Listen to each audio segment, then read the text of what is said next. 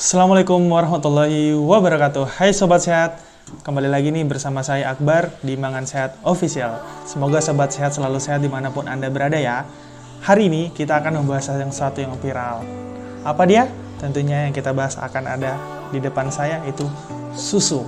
Sebelum kita bahas lebih jauh, jangan lupa subscribe channel ini ya, untuk bagaimana Sobat Sehat mendapatkan informasi yang lebih update dari kami.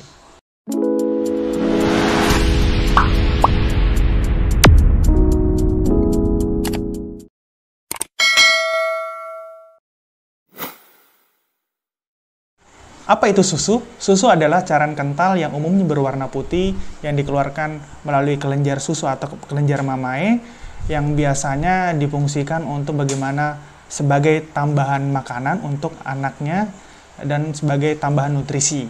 Nah, jenis-jenis susu ini banyak nih yang beredar di pasaran. Yang kita ketahui pertama ada susu sapi, ada susu kambing, ada susu kedelai atau susu nabati. Nah, dan ada juga dari manusia yang selalu kita dapatkan ketika kita masih kecil, yaitu adalah air susu ibu.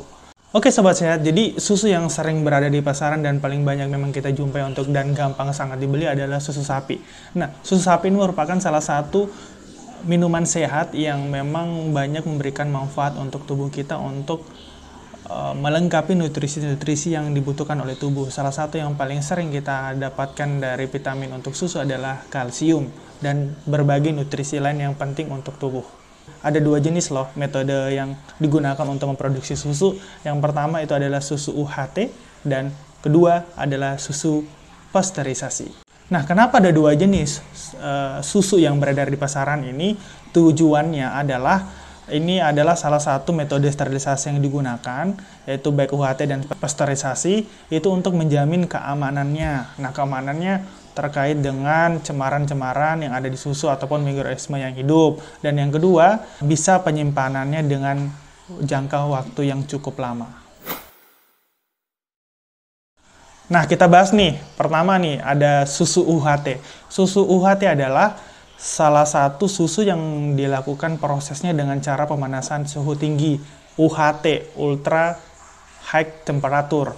Jadi itu adalah pemanasan dengan cara suhu yang tinggi, yaitu di antara 135 sampai 145 derajat Celcius di waktu kontak panasnya itu 2 sampai 4 detik. Namun di Indonesia, alat yang rata-rata digunakan itu berada di 140 derajat Celcius dengan waktu kontak di 4 detik saja. Nah, setelah proses pemanasan yang sangat tinggi dan waktu yang singkat, itu langsung dilakukan proses pendinginan secara tiba-tiba juga di suhu 4 sampai 5 derajat. Ini bagaimana untuk menjaga kestabilan susu agar aman dikonsumsi.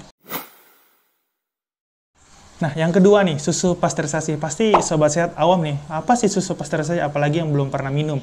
Nah, pasteurisasi sendiri itu berasal dari Prancis tahun 1865. Itu ditemukan oleh seorang ilmuwan yaitu Louis Pasteur. Jadi makanya pasteurisasi namanya. Jadi salah satu metode untuk bagaimana mensterilkan susu, yaitu dengan cara pemanasan di suhu 72 sampai 85 derajat Celcius dengan waktu kontak pemanasan itu di 10 sampai 15 detik.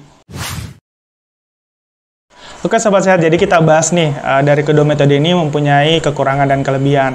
Oke, yang kita bahas dari tingkat nutrisi dan cita rasa. Nah, dari susu pasteurisasi memiliki kelebihan nih, karena dengan pemanasan yang tidak terlalu tinggi, jadi cita rasa itu masih terjaga, dan nutrisi dari susu ini dengan metode pasteurisasi masih terjaga. Dan juga dengan ciri khasnya dia masih dengan cairan yang agak kental. Sedangkan untuk di UHT, karena melalui pemanasan yang cukup tinggi atau yang sangat tinggi di 140 derajat Celcius, jadi nutrisi itu bisa menjadi rusak ataupun hilang dari kandungan susu. Dan kedua, itu dari cita rasa susu yang asli juga ikut hilang, jadi flavornya hilang. Jadi pabrik itu untuk bagaimana mengatasi kekurangan dari metode UHT itu menambahkan mikronutrisi dan juga vitamin-vitamin yang hilang tadi ditambahkanlah ke dalam susu. Jadi makanya, jadi kita melihat dari susu UHT ini komplit banget untuk kandungan gizi dan nutrisi yang terkandung di dalamnya karena penambahan mikronutriennya dan juga vitamin. Dan juga karena flavornya udah hilang nih, beda kalau di pasteurisasi nih, rasanya tetap rasa susu asli karena memang menggunakan 100% susu.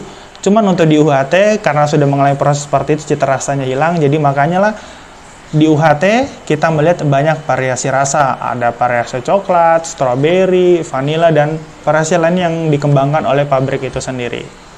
Dan yang kedua kita melihat dari tingkat sterilisasinya. Jadi dari UHT sendiri memiliki kelebihan karena dia memiliki pemanasan tinggi. Yang sobat sehat perlu ketahui, jadi ada mikroba berbahaya atau kuman yang berbahaya dan ada mikroba yang baik untuk tubuh yang akan memiliki manfaat ketika dikonsumsi. Nah, mikroba berbahaya atau patogen itu jika mengalami pemanasan di atas dari 64 derajat Celcius itu akan mengalami kematian. Dan mikroba pembusuk atau yang baik untuk tubuh itu di atas dari 93 derajat Celcius. Jadi, otomatis dengan metode UHT dengan 140 derajat Celcius, jadi mikroorganisme yang ada pada susu UHT ini jelas sudah mati dan dinyatakan steril. Berbeda halnya dengan susu dari pasteurisasi. Dia hanya di 72 sampai 85 nih. Jadi mikroba patogen sudah mati, tapi mikroba yang baik atau pembusuk yang dibutuhkan oleh tubuh itu masih ada karena tidak ikut mati karena dia hanya mati jika di 93 derajat Celcius. Namun dengan seperti ini, metodisasi ini berpengaruh dari tingkat penyimpanan susu itu sendiri. Karena tujuan dari metode pembuatan ini bagaimana pertama aman dan yang kedua itu adalah waktu penyimpanan. Nah, dengan metode ini UHT lebih unggul karena apa? Susu yang sudah melalui UHT ini bisa disimpan di suhu ruang dan itu rata-rata bisa bertahan selama 1 tahun. Namun jika sudah dibuka kemasannya itu, kita udah minum dan masih ada tinggal sedikit bisa bertahan sampai 5 hari. Dan di pasteurisasi itu tidak bisa bertahan lama jika disimpan di suhu ruang, hanya bertahan 4-5 hari dan harus dimasukkan ke dalam suhu kulkas jika ingin bertahan lama itu di suhu chiller di 1-4 derajat Celcius dan itu hanya bisa bertahan di 1-2 bulan saja. Oke sobat sehat, itulah tadi susu UHT dan pasteurisasi. Gimana?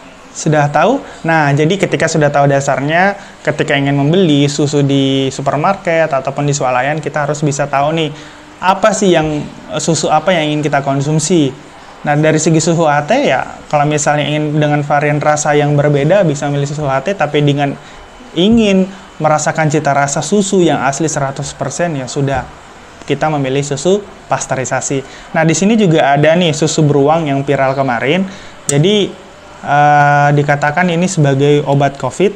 Nah, jadi kita kembali lagi nih ke pengertian dari susu itu adalah tambahan nutrisi yang tidak didapatkan dari makanan lainnya. Jadi dia sebagai memang nutrisi tambahan, itu bisa membantu daya tahan tubuh. Tapi untuk menyembuhkan COVID itu pasti salah, itu adalah hoax. Jadi tidak panik buying ya.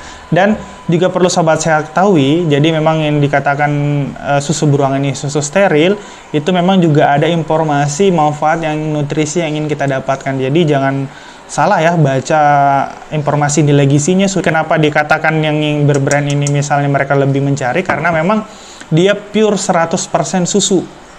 Nah, jadi sinilah bagaimana alat teknologi membuat mungkin dari segi UHT dari susu beruang ini teknologinya berbeda lagi, jadi sehingga cita rasa masih terjaga dibandingkan dengan yang ditambahkan ini untuk bisa lebih mendapatkan sensasi rasanya. Oke sobat sehat, itulah perbedaan dari susu UHT dan susu pasteurisasi. Jadi kedua metode ini mempunyai kelebihan dan kekurangan. Jadi jadilah pembeli cerdas ketika ingin membeli susu, itu sesuaikan dengan manfaat yang ingin didapatkan oleh tubuh kita. Oke sobat sehat, jadi semoga sehat dimanapun Anda berada. Jangan lupa minum susu ya, karena susu itu merupakan nutrisi yang dibutuhkan untuk tubuh. Tapi jangan berlebihan ya. Oke sobat sehat, akhir kata, Assalamualaikum warahmatullahi wabarakatuh.